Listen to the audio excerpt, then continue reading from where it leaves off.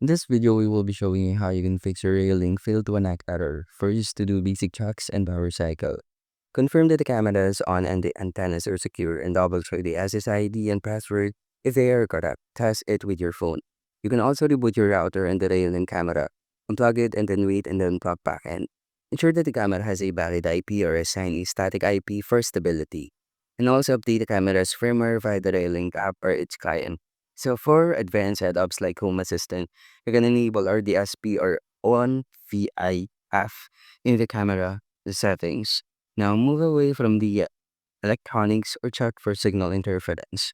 You can also do presetting the camera. Perform a factory reset on the camera if the other steps fail. And for 4G cameras, you can check the SIM card and ensure it is activated and verify the camera's region or the version. You can also close and restart the Reolink app or try connecting from a different device. And that's how you can fix Reolink fail to an error. And thank you for listening.